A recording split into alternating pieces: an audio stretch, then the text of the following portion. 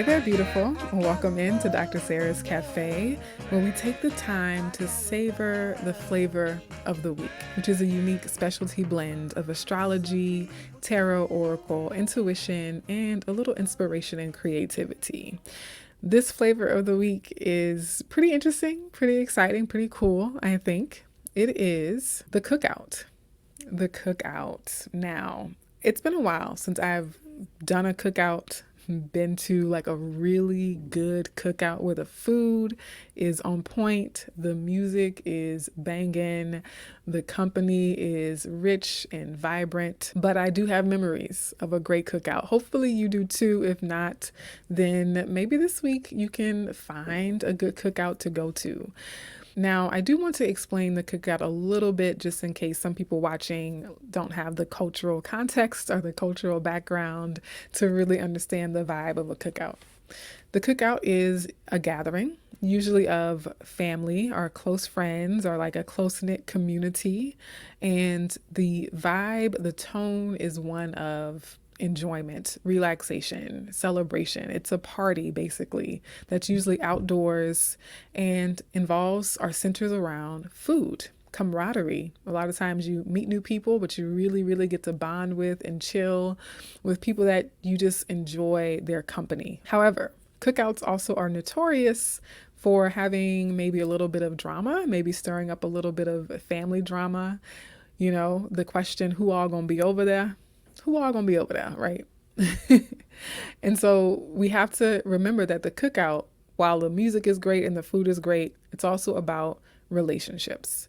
It's also about maybe past relationships that come back to haunt us, to inspire us, to help us in some way. And it's all about how we show up to the cookout. Do we show up to the cookout bringing the drama, or do we show up to the cookout with a great plate of mac and cheese or a great dish of potato salad? Are we the ones at the cookout on the grill? Are we the ones DJing, right? What's our role in the cookout? And are we contributing to the good vibes of the cookout? Or are we part of the stickiness, the sandpaper moments, the awkward moments, the drama, the gossip part that can take place at the cookout?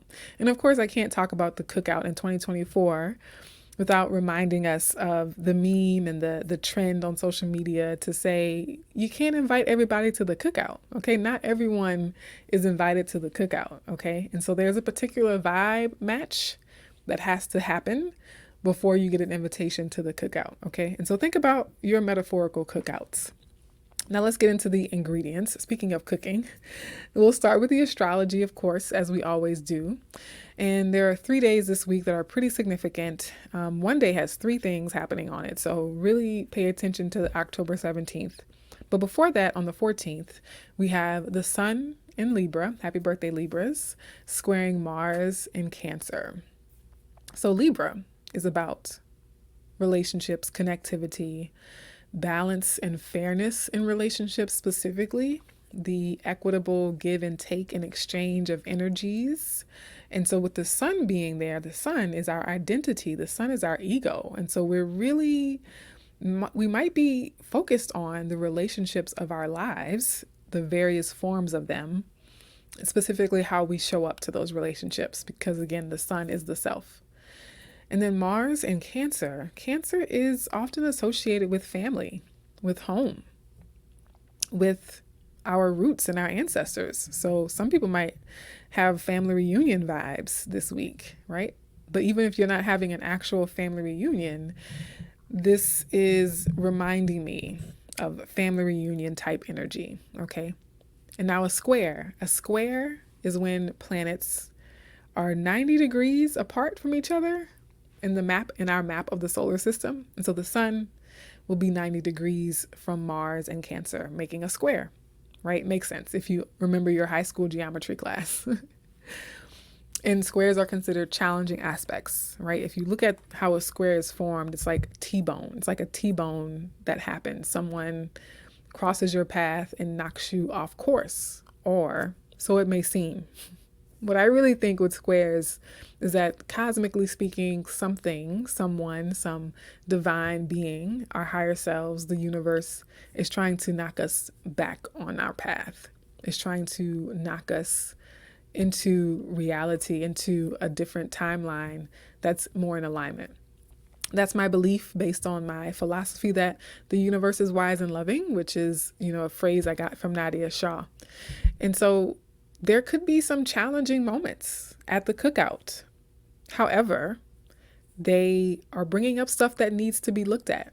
They're bringing stuff to our attention, to our awareness, to help us see the truth, to help us say, this is making me very aware of how I've been showing up in these relationships. This is making me very aware of how the other people around me have been showing up, are not showing up in this relationship dynamic, okay?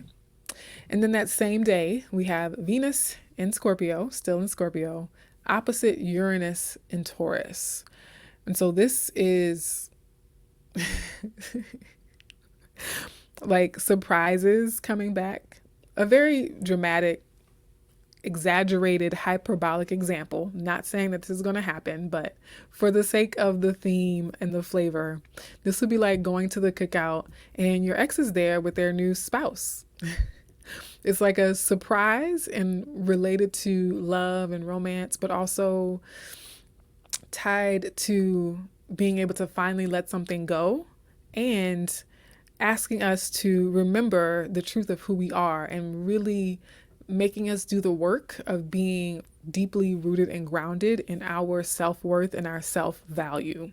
So I can imagine, maybe you can imagine as well, that, if you see your ex at the cookout and they have, they look happy and content with their new spouse, that for some people could be triggering, but it would come up again at the cookout to help you put the nail in the coffin, to help you, get rid of any last residue that you have from that relationship. Or it could simply remind you that you really are over it, that you really are not upset by it anymore. Like you really have healed from this thing. Like maybe you see this and it's surprising and shocking, yes, but it reminds you like, oh, I'm happy for my ex, and it in no way shakes my own self-confidence. It in no way makes me question my own value or worth, right?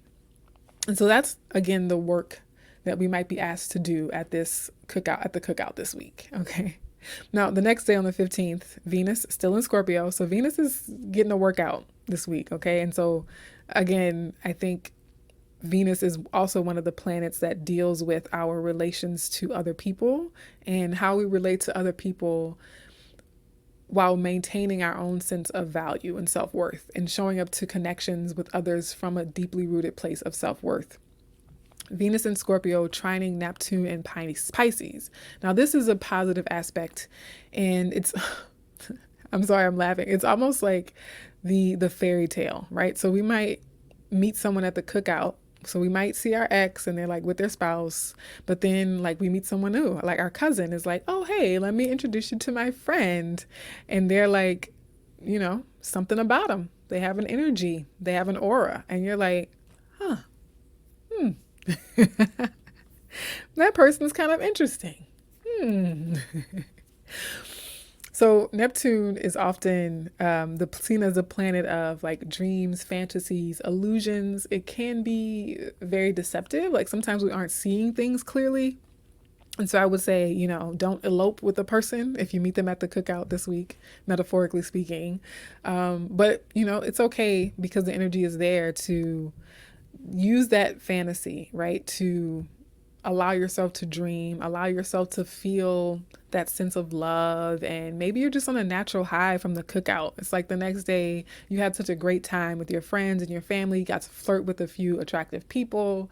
And so now the next day you're just like, oh, that was so good. Like that was so great. I'm glad that I got to hang out with my folks, right? And, you're riding the high, you're riding the wave of the high from that cookout. And like, yeah, even though I ran into my ex, it just reminded me of how healed I am and how over that relationship I am now. And I'm ready to move forward. And I see the possibilities of meeting other people. Again, just with Neptune, even though it's like it could be a reality check at sometimes, because like you're seeing things through rose-colored glasses, you're seeing things through the fog of fantasy and illusion. As long as you're aware of that, right? As long as you don't like run away with it and, you know, commit to that person for the rest of your life just because you had fun, witty banter with them at the cookout. And then on the 17th, we have three things happening, and two of them involve Venus. So, like I mentioned, Venus is like the star of the show, but it's like she's the star of the show, but she's not feeling her best. But she's doing it though. She is getting it done. She's like, look, let me just go ahead and wrap this up. Okay. Wrap up this chapter in Scorpio. Let me move into Sagittarius on the 17th. And that way I can like kind of catch a little bit of a break. But before she does that, before she wraps up her little stint in Scorpio, she's going to sextile Pluto in Capricorn. So more work on self-worth. I know this is not the best thing we like to hear, but more work on self-worth, more work on that sense of being empowered, that sense of knowing who we are and not being rocked or completely floored or completely derailed when external things present a challenge to us. Now, a sextile is a somewhat positive aspect, right? It's considered more one of the more helpful aspects. It can present an opportunity that if we choose it, we can seize and leverage in that moment. And so now that Pluto is direct in Capricorn and it's ready to wrap up that final stint in Capricorn, this is, in my view here, Venus finding her power. Venus being like, ugh, I've had to like put in the graft. I've had to, straighten my crown. Yeah, Venus has had to straighten her crown this week, and like keep her head up. But with this sextile to Pluto and Capricorn, it's like she's a boss now. She's feeling a little bit stronger in herself, in her beauty, in her worth, what she brings to the cookout. It's like she was doubting her cooking skills a little bit. She was like, no. I know my mac and cheese is the best, okay, or amongst the best. And then that same day, she gets to exhale, waiting to exhale, right? Venus and Scorpio is waiting to exhale. She makes that sextile to Capricorn, is reminded to straighten her crown, and then she steps very confidently into Sagittarius. And Sagittarius, the sign of the archer, is all about our philosophies and our growth and our expansion, right? And so Venus is like, yes, I want to travel. I want to travel and I want to try new foods and explore new cultures and being able to be more comfortable in my skin and who I am and what I believe about myself and the story of my life. And she's going to be good this week. And then that same day, we're still on the 17th, still in the astrology ingredients. We have the Aries full moon. The Aries full moon is important because it's the first full moon in Aries that's not an eclipse in a couple of years. So we had that last solar eclipse in Aries earlier in 2024, and that was the last one. So now this Aries full moon is like a shedding of all of that work that we've been doing in Aries with the eclipses there, with the North Node in particular in Aries, the North Node moving out of Aries and into Pisces soon in a few months. And this full moon is like a culmination of a lot of the work we've been doing in the Aries area of our lives. And I might need to do a special video on this. Let me know in the comments if you want me to. And this might not come out in time, but I'll think about it. I might want to do a special full moon Aries video. But Aries is the sign of the self, right? And we just had that Libra eclipse, which is the sign of the us, the we. And so the cookout, again, is about all the people who are there. And with this full moon in Aries, it's like in that context, in that social context, in the social context of our cookout this week, our metaphorical relationships and gatherings, we show up differently. We show up differently. It's almost like the people at the cookout can see a change in us. With this Aries full moon, it's like old friends, old family, old relatives, they see you and they're like, "Oh, you've changed." Some of you might have physically changed as well, but it's no, the energy you bring, the vibe you bring, you show up differently to the cookout. You are more empowered. You are more grounded and centered in your true identity. You've learned so many lessons about life, about yourself, about what you're capable of, about where you're headed. Okay. And I really like this for us. I really like this for us. I like that this Aries full moon, for me, in my understanding and the message I'm meant to deliver with all of these ingredients, is that Aries full moon is a perfect culmination of the week, of all of these energies that have preceded it and all of the eclipses that have happened in Aries over the past couple of years. In this full moon at this cookout, we step out. We're stepping out and we're brand new, you know? And we're really empowered. Aries is not just the sign of the self, it's also the sign of the ego and the identity. And I'm thinking about like Aries as a trailblazing energy and a first energy. And so maybe you're the first in your family to do something. Maybe you're the first in your family to break free in this way. Maybe you are the first in your family to break that generational cycle or to start a new generational cycle. So many possibilities there. And with this Aries full moon, because again, Aries is the initiating point in the zodiac cycle, this is a beautiful new start, a beautiful new beginning. Yeah. Full moon, new you. Tarot ingredients. The tarot ingredients. This is clearly a big influence in why I decided to give us the cookout as the flavor of the week. This is from the Hoodoo Tarot deck, and it is clearly an image of a family at a cookout. You have the grill master there with his apron on, standing in front of the grill. You have him surrounded by family, could be sisters, nieces, aunts, uncles, a spouse in there, maybe a mother in there, right? Lots of people, okay? And it is the Ten of Baskets, specifically in the Hoodoo Tarot deck. This is the Ten of Baskets, also known as the Ten of Cups in other tarot decks. And it's one of the most beautiful cards you can get. The Ten of Cups is one of the most lovely cards you can get in a tarot reading. And coming out with all these challenges to Venus and the Scorpio energy and that Pluto energy, digging things up in the month of October, and the focus on Libra, right? We're in Libra season. I was so happy when this card fell out, because the work we do on ourselves helps us show up for relationships that makes them better and helps us to attract relationships that make us better.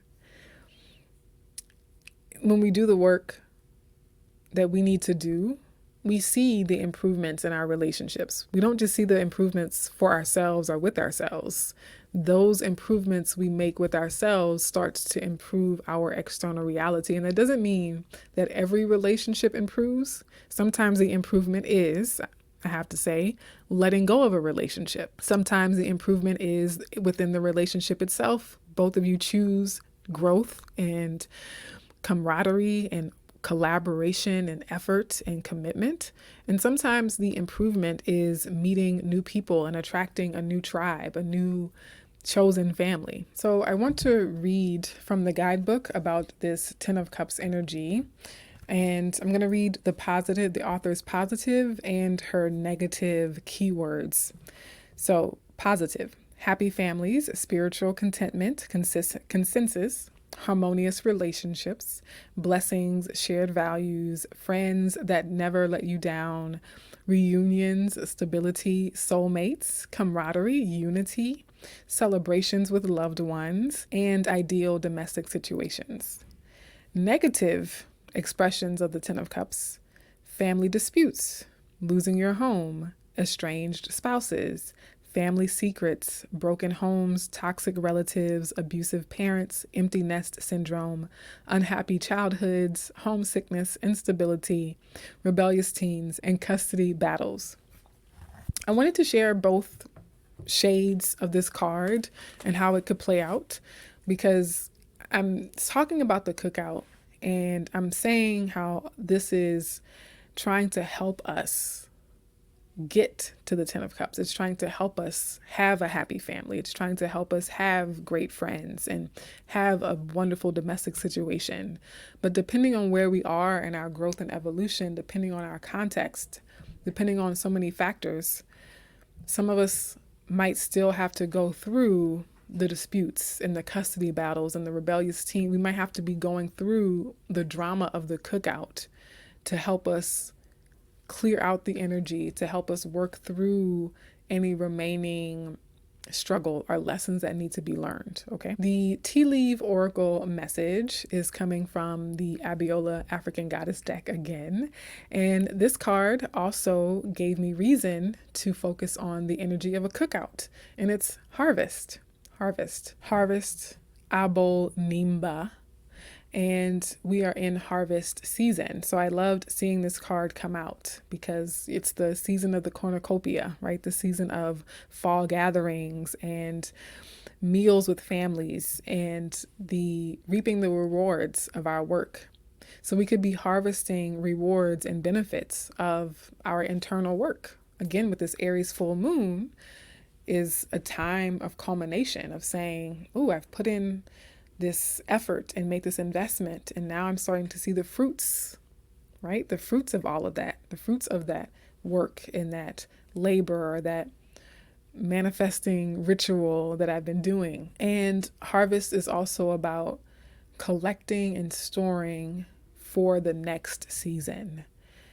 And I think sometimes we forget that about harvest, right? So harvest is like, yes, we have all these things that the fruits of our labor, right? The rewards of our, growth and our learnings. And we get to like gather all these crops and gather all these blessings and gifts.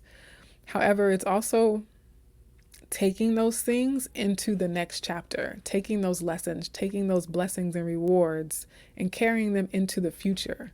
So the lessons and the wisdom you have from previous relationships, you get to benefit from them and use them to nurture and nourish your new relationships or the new chapter, the next chapter in your current relationships, right? And I'm going to read from the actual guidebook. Harvest is from the Temple of High Priestesses, which I personally love. And it is the element of water. And the guidance is give thanks. You are being blessed. It is harvest time. Pray attention. A season of great harvest is a season of great epiphanies. You are prospering. The embodiment says, harvest is when you reap the blessings that you have sown. The harvest is not just the fulfillment of your dreams, but the creation of them. Your thoughts, your imagination, the blessing of you being here another day on this earth. That is all harvest. What seeds of generosity, of love, support, and goodwill can you sow in your community to create a bountiful harvest for all? Goddess declaration, we are always prospering. I think it's interesting that the Goddess declaration uses the first person plural.